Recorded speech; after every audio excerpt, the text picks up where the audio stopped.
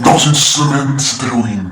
Et pour célébrer cette fête en l'honneur des créatures de l'ombre, j'ai sélectionné dans ma main un film rempli de créatures repoussantes qui fera trembler les plus vaillants d'entre vous. Pour ce film, j'ai nommé les terribles vampires de Twilight. Bah non en fait. Non, c'est parce que en fait je croyais que ça faisait peur. Twilight avec les vampires et tout, mais en fait non. Je voulais vous faire peur en fait pour Halloween, du coup c'est gâché quoi. Ouais. Si ça saoule. Sinon c'est mignon. T'as les cheveux plus longs? Je les ai coupés depuis la dernière fois. Alors ils ont repoussé. Oh, bien monsieur. Et t'en as d'autres des comme ça?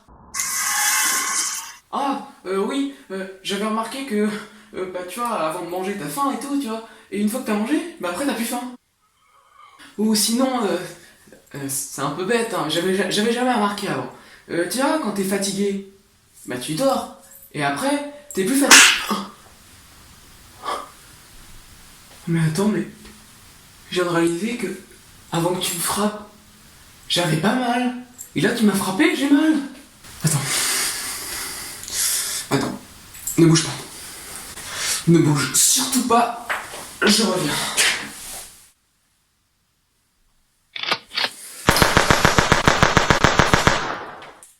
Bon, pour vous resituer l'histoire, la fille que vous venez de voir, c'est Isabella. Bella pour les intimes. Elle vient tout juste d'emménager à Forks, une petite ville paumée dans l'état de Washington, chez son père, l'autre abruti qu'on vient de voir. Elle va donc se rendre pour la toute première fois dans le lycée de la ville. T'es Isabella Swan, la nouvelle. Salut, moi c'est Eric, les yeux et les oreilles du lycée de Forks. T'as besoin de quelque chose, compagnon de table, guide ou confident? Je sais pas quoi te répondre. Bon, moi si un jour je débarque dans le lycée, je suis tout nouveau et que t'as un gars chelou comme lui qui débarque, j'ai plus trop envie de rester longtemps dans ce lycée, quoi. J'ai surtout envie de changer d'établissement. Allez, Bella, s'il te plaît, je veux absolument t'aider. Dis-moi de faire un truc, s'il te plaît, je sais pas, moi. Tu veux que je t'aide à t'aller t'essuyer aux chiottes? Tu veux que je t'aide à t'essuyer... Bella, reviens. Bella, j'ai pas d'autre ami, moi, reviens. Oh mon Dieu, on est revenu à l'école maternelle, t'es un peu leur nouveau jouet. Comment ça, leur nouveau jouet? Qu'est-ce que t'entends par là? Qu'est-ce que tu veux dire? Ah mais attendez, parce que c'est pas encore fini pour notre amie Bella. Elle va devoir encore se taper d'autres gars étranges, à commencer par le mystérieux Edward Cullen.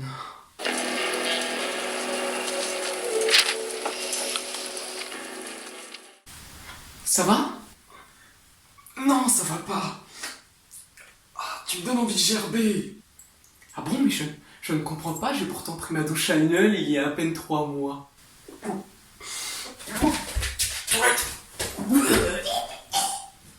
Pour revenir à notre histoire, Bella arrive enfin à parler à Edward, et ce dernier finit par la sauver d'un accident d'une manière tout à fait anormale. Pour rappel, le mec a quand même réussi à arrêter une voiture entière avec son petit bras. Bah quoi?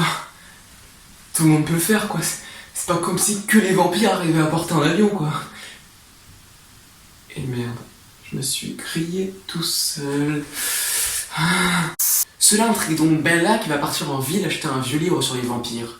Mais sur le chemin du retour, elle va se faire agresser par des petits voyous. Vilain chenapan, va! Mais heureusement, notre héroïne va se faire sauver par Edward qui était justement passé par là par hasard. Il va ensuite en profiter pour l'emmener dîner au resto. Ne me demandez pas pourquoi il était pile là au bon moment, j'ai vraiment pas envie de savoir. Est-ce que tu m'as suivi? J'éprouve le besoin de te protéger où que tu sois, Alors tu m'as suivi. en m'efforçant de demeurer à distance jusqu'à ce que tu aies besoin de moi. Ok, donc là on se rend compte que le mec n'était pas simplement louche depuis le début, c'était juste un gros psychopathe.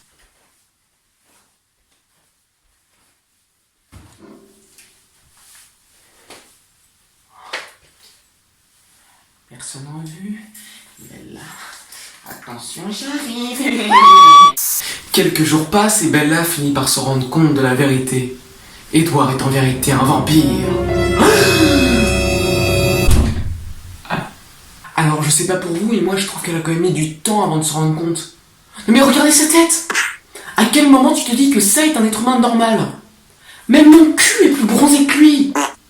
Il y a un moment, faut se poser des questions. Pourquoi personne ne s'en est rendu compte avant? Bon, ok, c'est vrai, je suis un petit peu palo, mais bon, on va pas en faire tout un plat, quoi, ça reste crédible. Non? D'ailleurs, ça fait un petit bout de temps que j'ai une question qui me trotte dans la tête. On est d'accord que lorsqu'on devient un vampire, notre peau devient blanche. Très très blanche. Bon. Alors qu'est-ce qui se passerait si une personne noire devenait vampire? Je veux dire, est-ce que sa peau serait ultra blanche comme celle d'Edouard? Oh. C'est décevant quand même. Bon, après, c'est vrai, oui. Après réflexion, il y a des situations où ça aurait pu perturber. Mais je vous jure, monsieur, que je suis congolais. Vous me croyez pas, mais regardez, ça se voit, hein?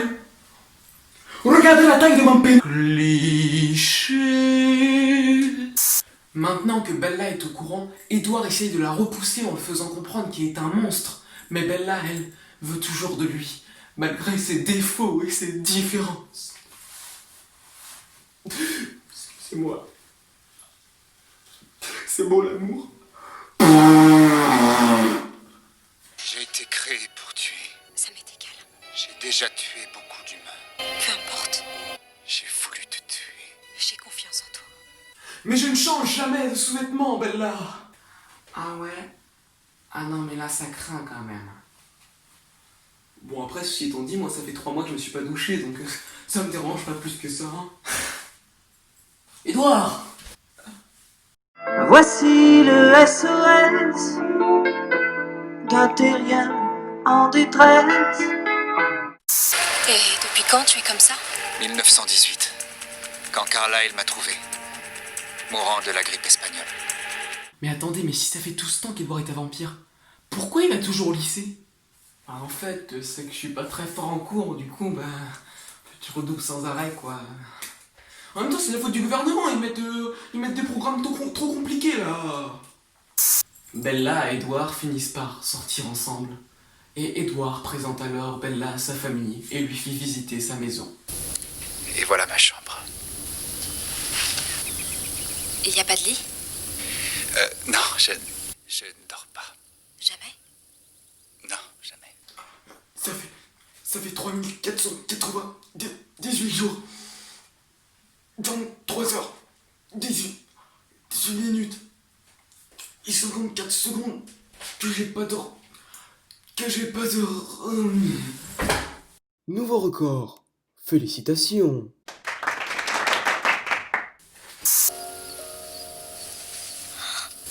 Quoi? Je suis nulle en danse. Je peux toujours t'y obliger. Je n'ai pas peur de toi. Jamais tu n'aurais dû dire ça.